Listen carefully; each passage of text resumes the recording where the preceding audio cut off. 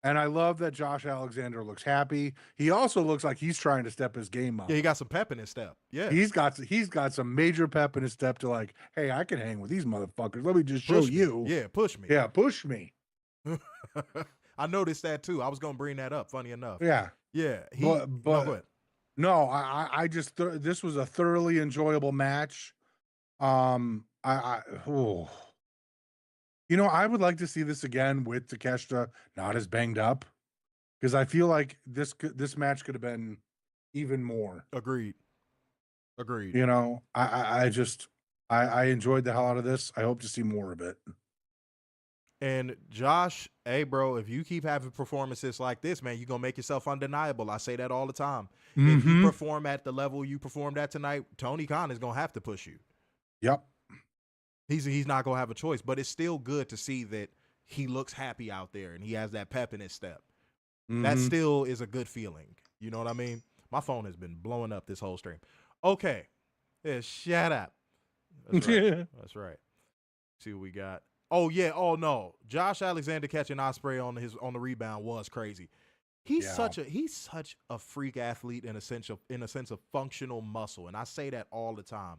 That's why it's more important to have functional muscle than the aesthetic muscle. The muscle, oh, look, the women love me. Look at my big muscles. Like, it's so much better to have functional muscle because you can do stuff like what Josh Alexander does. This is why I am patient. I'm trying to be patient and not scream for this match. But him versus Cesaro or Claudio, sorry. God damn, you still bringing up people's slave names, sir? I know. I can't help it. Man.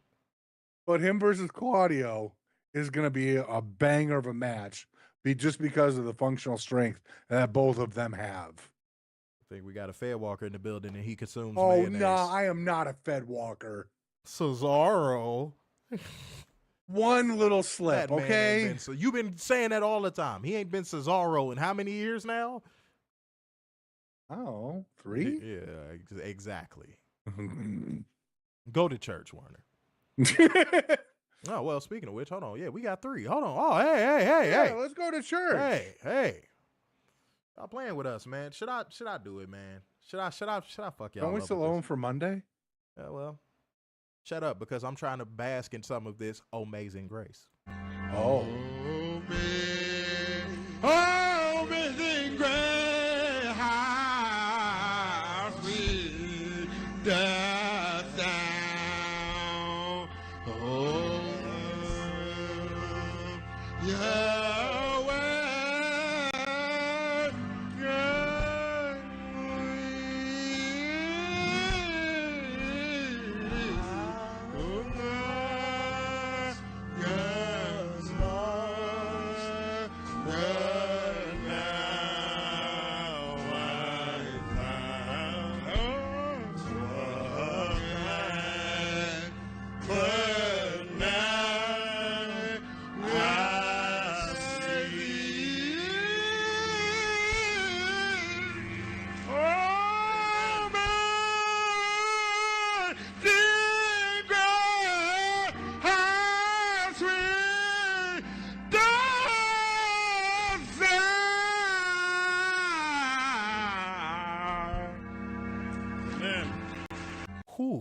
Okay.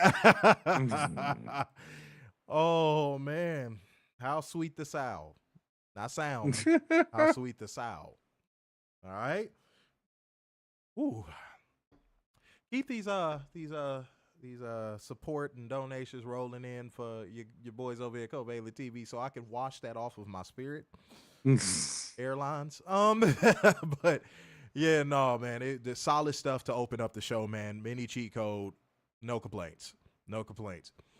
Next up, we get a video package for our main event, the AEW World Championship match, and then Top Fliggett, not Flight, but Fliggett, are interviewed backstage, and Dante Martin yells to the camera that if Jiff wants to stick his nose in their business, he might as well just get it bitten off. Okay. Darius there we go. Darius asked if they didn't call Jiff out last week. They came out to challenge the Hurt Syndicate, and they still want those tag titles. Then Dusty Rhodes and Sammy Guevara roll up, and Rose gives Top Flight a pep talk telling them they'll be underestimated, but he believes they have what it takes, and he'll be watching. Next up, another mini cheat code But the Hoffman Estates Fed Walker crowd ruined it. Lord. Richard O'Shea going against Zach Gowen. Mm-hmm. Even though I lived long enough, obviously, to see this in the Ruthless Aggression era, seeing Zach Gowen do a one-legged moonsault, I don't think y'all know how insane that is. I don't think y'all know how insane that actually is. So I'm gonna give him his. I'm gonna pump it up for him real quick. I gotta give it up to him, man.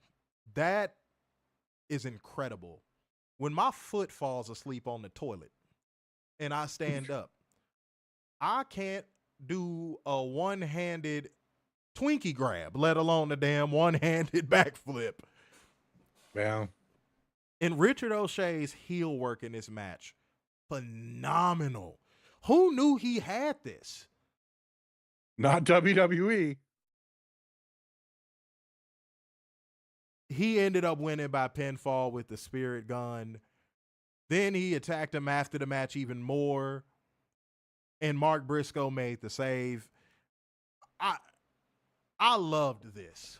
And I love this for Zach Gowen getting the opportunity to perform on national television. I said that last week. It is awesome. This was a mini cheat code. Fuck the Hoffman Estates Fair Walker crowd. Go ahead, sir. No, I enjoyed this match thoroughly. This was fun. It was a great. Oh wait, hold on. Great match. I forgot. Yeah, the figure 4 spot. I was like, no. Yeah, that was great. I said, bro, this motherfucker is diabolical. But go ahead, Warner. My bad. No, I love this. I love the moonsault. I mean, again, this was great. This was like a nice little fun match to have on this show. It was great. The only little nitpick I have is Briscoe coming out. Like, I thought they were building towards a Kevin Knight feud, so that kind of confused me there. That's the only little nitpick I have. Everything else phenomenal. Yeah, I nitpicks McGillicuddy over here. No, I'm playing. It's one little nitpick that had nothing to do with the match. I got one little fight and my mom got scared. Head ass. But no, said Matt. Oh God. Boston fans, yeah, they could be loud, but they also gonna leave the arena and go to their local bar and scream the N-word 50 times at the top of their lungs. So it's only so much credit I can give to a Boston crowd. Yeah. Fuego said Briscoe was in on the $400,000 match. Yes, he was. Yes, he was. I think that's more so for you, Warner. I'm not gonna. Yes, but Kevin also started this before the $400,000 match too. So. Oh well, yeah, Warren. I think you might have got shut down here, sir. Xavier said, "I realized Kevin Knight is in the Super Juniors in New Japan." Oh shit! Well, there it is. Yeah, there it is. There it is. Is that true? Somebody confirm. If so. Warner, you tried, man. Well, we'll get you a Bennigan's gift card later on. Just give me a schedule of when the Super Juniors is. That's all. Yeah. Oh, well, there it is. There it is. Yeah, apparently. I see it. All right. So imagine if the DMV got this card. Be more, yeah. But like, are the DC crowds really that good? Yeah. That's a serious question. I ask in good faith. Like, are they really that good? I don't know. Do we need to go back to the first full gear? Gear? Why you say gear? Full gear? Full gear? Oh, man. Let's keep it rolling, ladies and gentlemen. What we had on time? Oh, making good time. Hour 30. All right. Jeff, this interview backstage. He says he doesn't like working hard and he doesn't want to wrestle. Wow. What a shock. How could we do? We couldn't tell. Warner, I think we just got some breaking news. Uh-huh.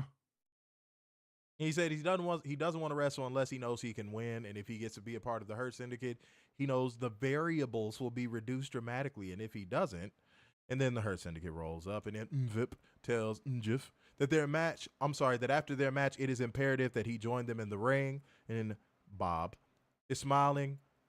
So, hey, there you have it. Next up, we got the Hurt Syndicate because they hurt people. Mm-hmm. Going against Top Fliggett. Yep. And the Hurt Syndicate won by referee stoppage with the Hurt Lock from Bob on Dante Martin. Yo, was it a knee lift or was it a kick that Shelton Benjamin did that sent what's his name flying? That shit was crazy. I thought it was a kick. That shit was crazy. I was like, damn. But post-match, Bob puts the Hurt Lock back in and won't let go. And then Dustin Rhodes and Sammy Guevara come out. And Dustin asks Bob if he thinks he looks like a badass like that when he actually just looks like an ass. Mvip says he has a lot of respect for Dustin and his father, who he was tight with. And because he's going to hold his killers back from leaving them laying in a puddle of their own blood, he asks how they want, how they want to get it, how you want to sort this out. And Dustin holds up his Ring of Honor Tag and Trios belts and says it's obvious what they want. And then Crew make their entrance. I need to change that name. Let's make this a long story short. They're going to have a match on Collision. Mvip relegated them to Collision, and he is a matchmaker. Mm-hmm. He said, look, y'all two going to fight it out. Whoever wins faces us at Double or Nothing. And we have a signal that we got 30 seconds to break, so stick around for Mjif to get his answer. Now, back from commercial, Mvip is on the mic and says it's time for Mjif to get what's coming to him. He was using all this I'm going to kill you lingo. I was like, okay, all right. That was a bit over the top. So I have one nitpick. That was a bit over the top. I know what he was trying to do, but yeah. I think less would have been more there. And to make this a long story short, Mjif finally gets the thumbs up from Bob. And Mvip informs us that they'll have an official contract signing to induct Max into the Hall of Fame. No, I'm kidding. To the Hurt Syndicate next week and raise Mjif's hand after that. And then we go to Brinnake. All right? Y'all better know what's going on around here, man. Like gang, comment gang, share gang, and donation gang. Show the necessary love. Werner, it is your time to actually put in your work around here and hold your weight, which is a lot. So go ahead and lift slowly so you don't blow your back out. Go ahead, sir. Up next, we got Timeless Toni Storm versus Skye Blue. We got versus who, Mina Toni Storm? Who do we have? Timeless. Were you talking or was your tongue talking? You said it's Toni Storm. Timeless. I was doing it slow so I don't hurt my back. Yeah, sure. That's what that was. Go ahead. Timeless Toni Storm versus Skye Blue versus Mina Shirakawa versus the New Japan Strong Women's Champion Azumi. I'm like, goddamn, you dirty bitch, you dirty bitch, you dirty bitch. World Title Eliminator. Yes. I'm throwing it out there. This is a fucking cheat code. This was a fucking phenomenal match. I enjoyed the entire. No, hold on. But let's talk about it. Mina Shirakawa got a new theme song, ladies and gentlemen. Oh, dear Lord. I'm a be in the minority here. I liked it. Yeah, so did I. I liked it. But apparently the entire AEW audience did not like it. So much so that Tony Khan got internet bullied into changing it back before the match was even damn over. Yep. But you know what the silver lining of that entire thing is, though? Tony Khan listens to his fans. I disagree with them on this one because I liked it. I fucking liked it. I liked the Tron. I liked the way it was set up. Like, I liked it. I think that would have hit really good at All In. Hopefully it's not a permanent change. I liked it. Maybe people just need time to warm up to it. But, yeah, I just wanted to point that part of it out. But, yes, this was a mini Chico. Maybe it's going somewhere. Oh, it's going somewhere? Maybe it's going somewhere with this. Well, if you don't like it anyway, then you can fuck off. Because it's going to go somewhere. And it's going to go up my nose and get lost because it's cavernous. Go ahead, man. All right, so we did see the spider again. And it came down from the web. It did. We also got Riccaboni mentioning Toni Storm and I got a tongue twister. Mina Shirakawa's love triangle with Mariah May. And puberty. Good job, Marta. Let's go. And we got, okay, now let's finish. And we got what? No, and we got they mentioned the love triangle and mentioned Mariah May by name. Mariah won't right now, but then again, Mariah May. She might. We'll see. Yeah. But I forgot one more thing. Just to get to the end of the match. Wrap it up, yeah. Yeah. Storm caught a charging Azumi with a snap Storm Zero, but Mina broke it up. Storm tried her big package, but Mina rolled through and got a flash pin for the win on the AEW Women's World Champion. She looks shocked as fuck. She's so cute. She is. She's so fucking cute. He is so fucking cute. Damn. I'm trying to see what that'd be like. But no, Tony dancing to Mina's new theme was pretty funny too. Yes. That was funny. Tony gets it, obviously. Yes. I don't need to tell y'all that. Y'all know that. I'm sure even Mina was confused, like, why is my old music back on? Clark said AEW didn't mention Mariah May by name. Ian Riccaboni did. I'm starting to think that's Tony Khan's burner. Is that how you watch our show? No, I'm playing. All right, post-match. Tony couldn't believe it, but the graphic was shown on the Tron with Shirakawa's old theme that everyone loves to play, making the Double or Nothing match official. Storm left as the referee Aubrey Edwards was helping Azumi to the back before Mercedes Moné sprinted out of nowhere. A wild Mercedes has appeared. Exactly. Yeah.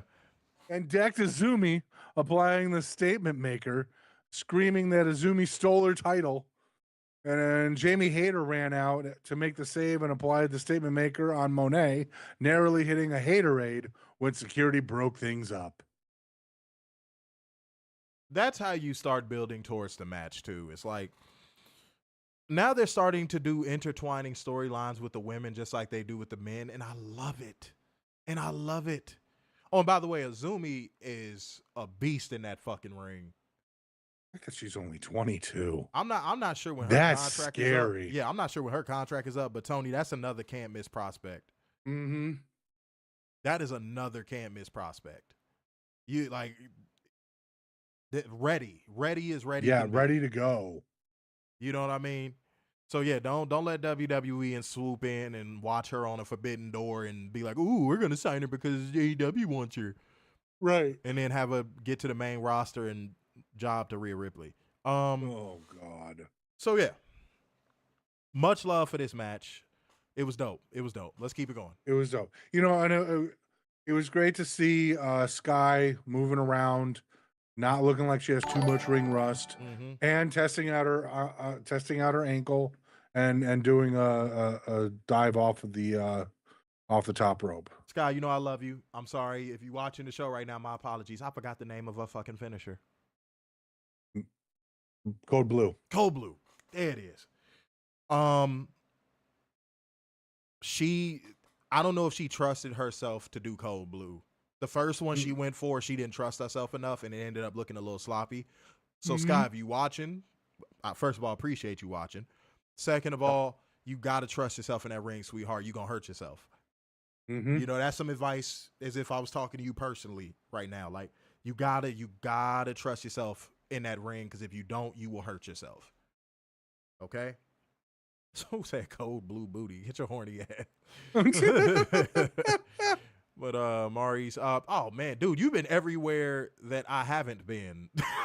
Dear Lord. Like, homie, you gonna catch me at the most unexpected time then. That's usually what that means.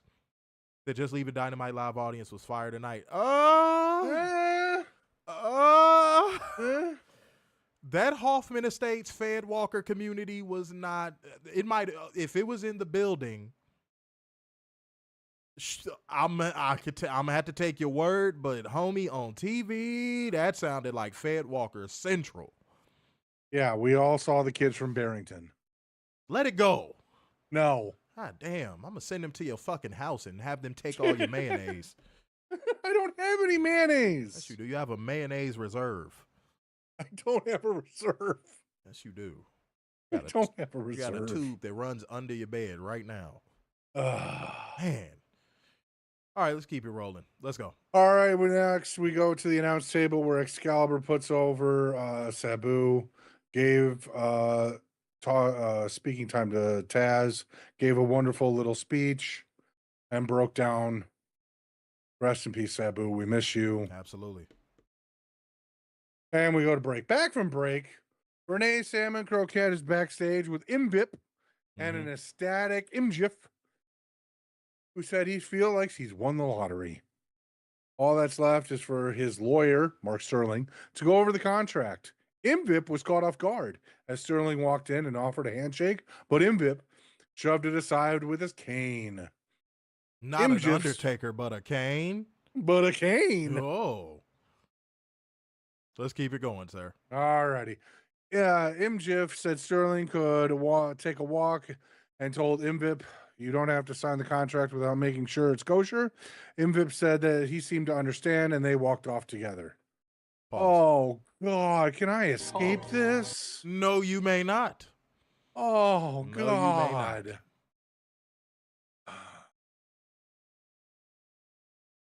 Werner, I'm going to sell your Jenna Jameson collection if you skip this. I don't have a Jenna Jameson collection. Yes, you do. You own 3 follicles of her hair. I do not. Why would I want to own that? You clipped them in the 90s. No, I and didn't. You tried to put them in a machine to see if you could clone her. No, I couldn't. Yes, you did. No. Yes, you did. No. It happened, bro. It's okay. You don't got to admit it on camera. That's all right. No. All right, man. Go ahead.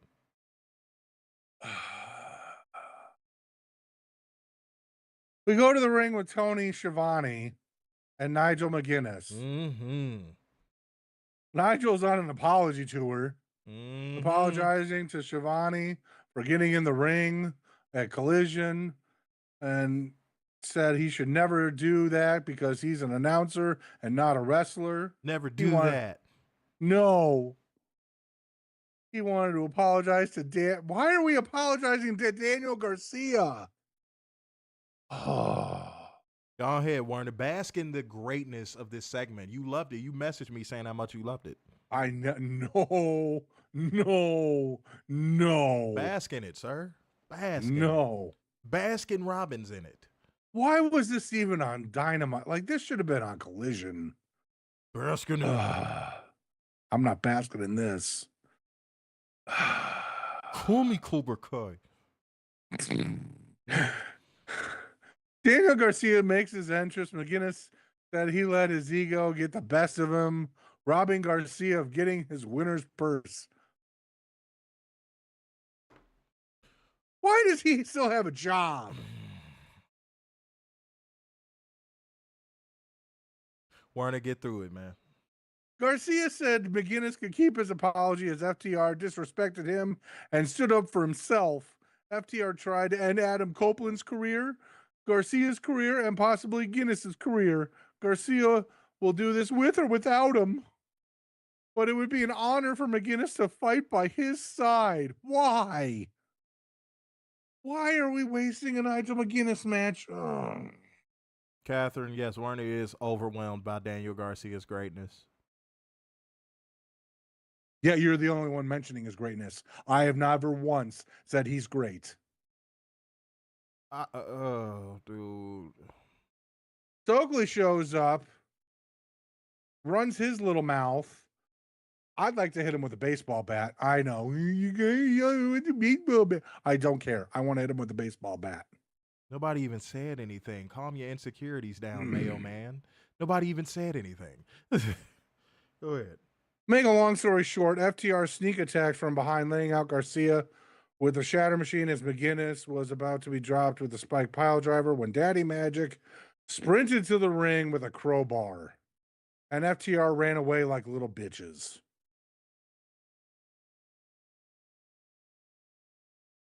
Waste of fucking time. Get this off my fucking TV. I'm Daniel Garcia, and it'd be a pleasure to tag with you and take them down. I'm Daniel Garcia, and I want to apologize. Every word I say, I have to extend my jaw as far as it can go because I'm Daniel Garcia. Fuck off. Can you fuck off? Goodness gracious me. He's so boring. Like, dude, there's nothing there. That cupboard is empty. There's nothing there. I'd rather watch two whales fuck than to listen to a Daniel Garcia promo or watch a Daniel Garcia match.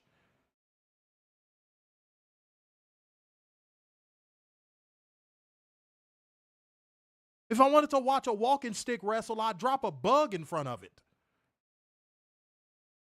I don't understand why this investment in Daniel Garcia exists. He's not good. He's not even average. He's worse than Lance Storm. Damn. At least Lance Storm could go. Yeah. Then his fucking voice makes you want to stab your eardrums out. I'm Daniel Garcia. Shut up. Shut up. I just want to apologize because I'm Daniel Garcia. Lord. Nothing Burger TNT title run. Nothing Burger AEW career. He was one of those people, me and Warner, when they was like, oh, speculating him to NXT, I was like, let him go, please. Let him go. For the love of God. Let him go, please. His mediocre fits right in with that system over there. Please, go, run.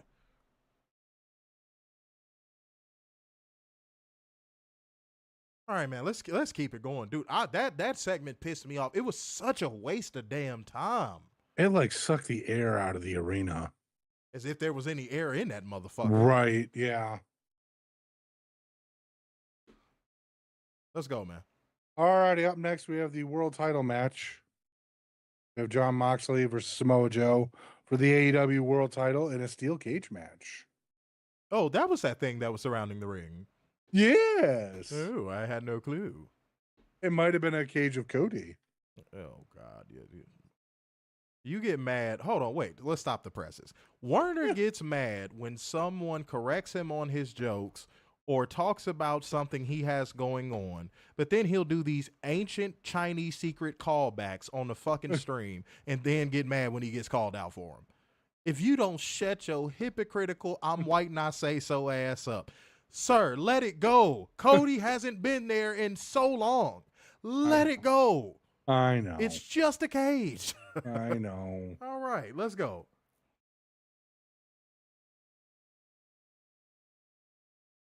Trying to make this a long story short because there was a lot to go with this match. There was a lot to go with this match. Cool. Caston only tried to climb the cage, but Willow Nightingale stopped him as Yuta was planted through a table by Will Hobbs. With Joe's attention turned, someone in a hoodie ran down and slid Moxley the briefcase as he decked Joe and got a tainted victory. The hooded person was revealed to be Gabe Kidd as the cage rose. I'm going to make people mad, Warner, real quick. Before you get to the post-match angle, I'm about to make people so mad. This match was the cheat code, and I'm going to tell you why.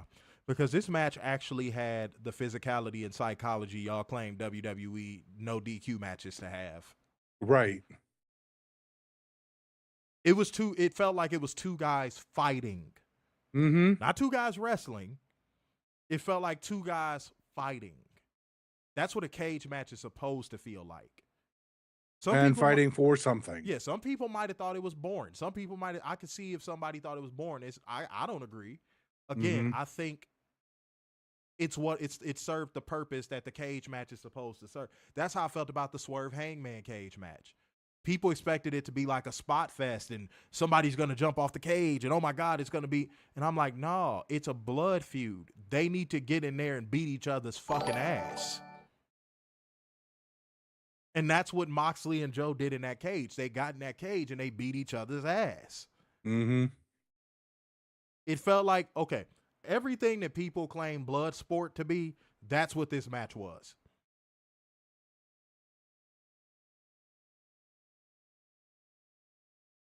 Yeah, Josh Barnett should be really happy right now. Yeah. Because this felt like a blood sport match. Mm-hmm. So, yeah, the people that don't like it, this is one of those rare scenarios. Y'all rarely have ever heard me say this on this show. If you didn't like this match, it's probably because you didn't understand it. And I never say that because I can see how that might come off as passive-aggressive. But, like, no, I firmly believe that. If you didn't like this match, it's because you just didn't understand it. It wasn't supposed to be muscle buster here, paradigm shift there. It wasn't supposed to be that. Like, look at the build. And there was a build if you were paying attention. Look at the build. It was never going to be move, more moves, move this, move that, move. It was never going to be that. Apollo came through with the 5 Schmackaroo, said Mox is him. Super chats are just easier. Hey, man, look, I did give a caveat, man. I said, dude, if you want to donate through Super Chats, you fucking can. But for the sake of the show, we would appreciate if people hit the Streamlabs link or if they hit the Cash App. That would make it so much better for us. But, again, we're not going to tell nobody not to hit the Super Chats. We didn't say that, so I don't know where that came from. Okay. Mm-hmm. Let's keep it rolling. Said, no, this was some old school shit. Yeah, facts. You put old school twice. That's what's up. Good for you. Mm-hmm. But let's go to the post-match angle, and then I'm going to give my opinion on this. Alrighty, Hobstock Kid up the ramp until Castagnoli smacked him in the back with a chair, which Hobbs no-sold. Kid hit a low blow, and the two sent Hobbs crashing into the steps as Willow was driven into the barricade by Mina Shafir.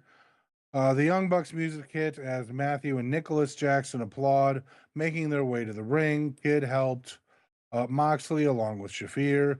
The Bucks were about to shake their hands when Kenny Omega's music hit. Omega sprinted and laid out Yuta with a V-trigger on the ramp and sent Claudio into the barricade, but Okada showed up and delivered a forearm to his tummy, Did this throwing... motherfucker just say tummy? Yes, I did. What the hell is wrong with you? Go ahead. Throwing him into the ring, Matthew had the control of the lower cage. Cage back down, leaving Joe Omega locked inside with the Death Riders. Kid and the Bucks. Okada didn't make it into the cage as he was chased off by Speedball Mike Bailey, which we barely saw. The Bucks hit Omega with an EVP trigger, and Moxley followed it with a paradigm shift. They choked out Omega as the Death Riders put boots to Joe. Swerve Strickland's music hit and walks out with Prince Nana. Mm-hmm. And quickly climbed the cage and delivered a swerve stomp off of the top of the cage onto the pile. Matthew frantically raised the cage as the Bucks ran away, as the Death Riders were soon to follow. Strickland took to the mic and said the last time he was in the city and in a cage, he got his brains beat in and dropped on a cinder block. But here he is again. Strickland then realized he is the Fear, the most dangerous man in AEW, and all he wants to do is cause a little anarchy. Double or nothing, anarchy in the arena. The challenge has been officially laid out as the show closes. I love it. Mm-hmm. And I love Willow's inclusion. So do I. And Marina's inclusion. I love it. I love it. I tell you what, this intertwining of all of these I want a church girl that go to church and read her Bible. Yes, ANC Adrian Carpenter came through with another 3 Schmackaroo, said congrats to Willow. Yes, Willow did the right thing. Yes, she did. Signed a new deal with AEW. She did the right thing. And yeah, you said it's refreshing to see someone say how they enjoy being in AEW instead of clout chasing. Facts plus tax, homie. Facts plus tax. But yeah, no, I love it. I'm so excited for it. If we get approved for Double or Nothing, that is the match I'm going to be looking forward to the most. I'm going to be completely honest with you guys. That is going to be insane. And with the run that the Young Bucks have been on in the ring recently, with the run that Swerve has been on in the ring, everybody, really, how can you not love this match? I think Wheeler Yuta's going to get his fucking ass kicked in this match, and I'm looking forward to that too. I think that's going to be pretty funny. But yeah, I'm so happy. I'm so happy with AEW's creative right now. I don't have any complaints. Tony Khan booking focus with his head down has led to his product becoming immensely better, which transitions me to ratings, I suppose. So I'm going to give tonight's show a 9.3. I thought it was solid from top to bottom. The only big drawback of this show was the fucking Hoffman Estates Fair Walker crowd. Really. Go ahead. Oh, moment of the night. God damn. I'm sorry. Moment of the night. Just to piss all of the people that didn't understand it off, the main event.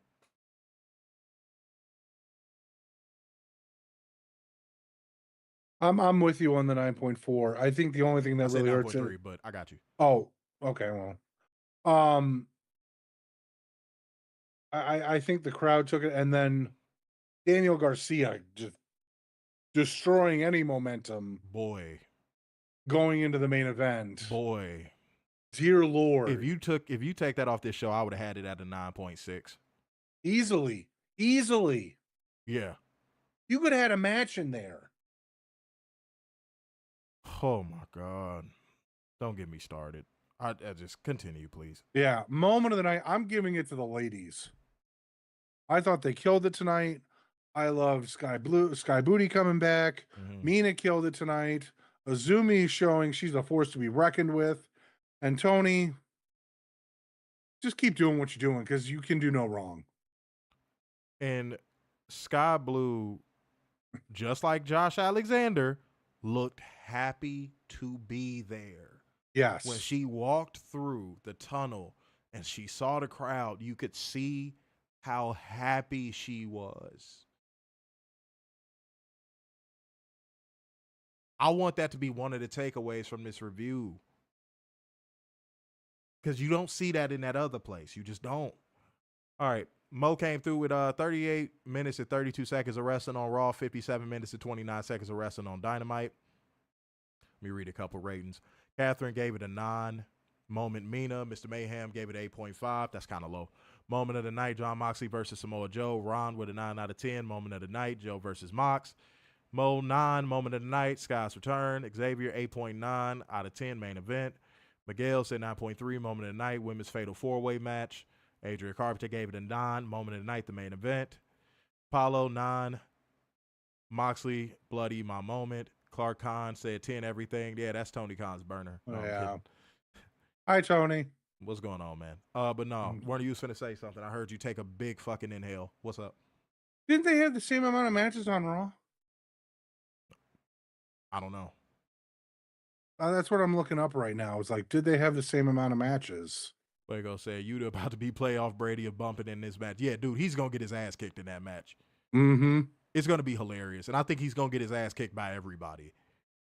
Like, even Willow is going to get in some work. Mo said it was 4 matches on Raw.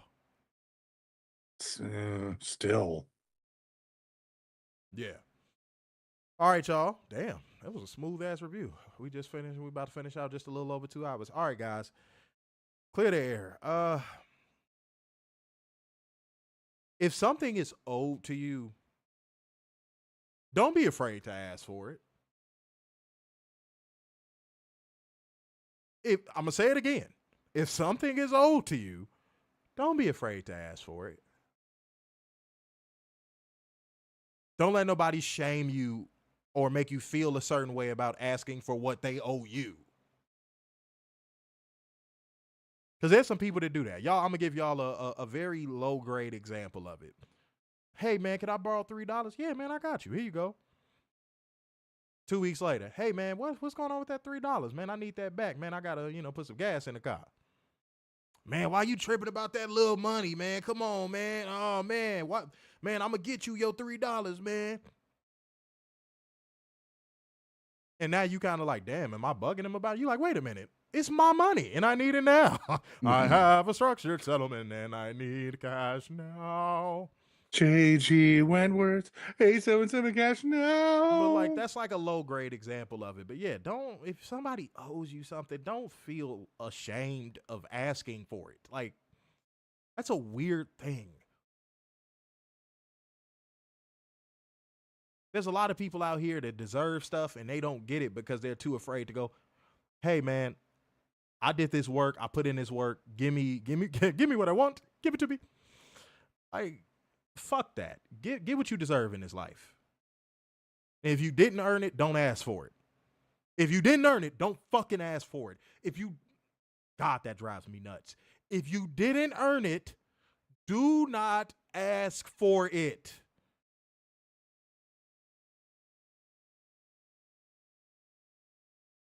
I cannot, guys, that is one of my biggest pet peeves in a person. If you know your ass ain't put in no work to get the treatment that you're asking for, why the fuck are you asking me? Get out my damn face.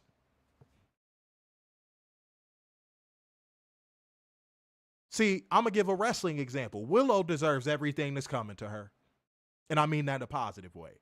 Willow deserves everything that's coming to her over the course of this new contract. Now imagine if Britt Baker walks up to Tony and goes, hey, can I get some of that stuff that Willow's going to get? What should the answer be? Not a chance in hell. Simple as that. Simple as that. And that's what I want to clear the air on. Go ahead.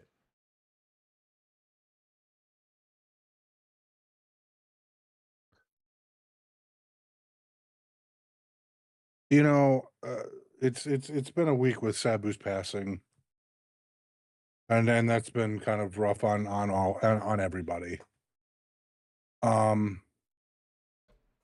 the fact that in the last when did that happen? Sunday or Saturday? That was Sunday, if I'm not mistaken. Sunday. Okay. Since Sunday, one person has been very, very quiet, and that is one Paul Heyman. Warner, you don't do this. I'm telling you, don't do this.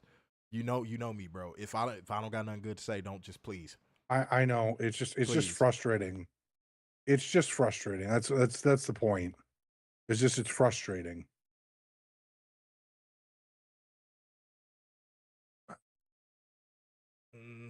I'm really holding back on that one, y'all. I'm really holding back. Like, don't. Warner, yeah. I appreciate you cutting that short. Just don't. It's so much I want to fucking say. That shit got me rocking. Let me calm down. Paul Heyman is one of those people that's on my on-site list. Like, he would see me marching towards him with a vengeance and be like, what the fuck is about to happen? Because, yeah, dude, I'm going to say this and I'm going to leave it at that. Paul Heyman is the biggest piece of shit. One of the biggest pieces of shit in professional wrestling. Mm-hmm. But it doesn't get publicized because of the company he fucking belongs to. Creative genius when it comes to, booking and all that stuff, and that's great. That's fine and dandy. But the amount of people that he has fucked over, Paul Heyman is a piece of shit human being. Would I let him book my promotion? Sure. Would I have any personal dealings with him? No.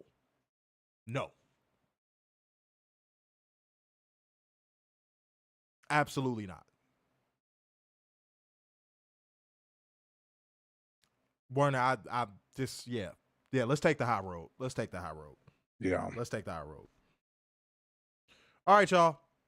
We came in, we rocked it out, man. We did the damn thing, so we hope that y'all show the support even when the stream goes off the air. So that means going once, going twice, and so to the man with the brazen in his ass. So, sign off yet again. It's the epitome of black excellence, the king of dimes, and just your boy, Mr. Starksign.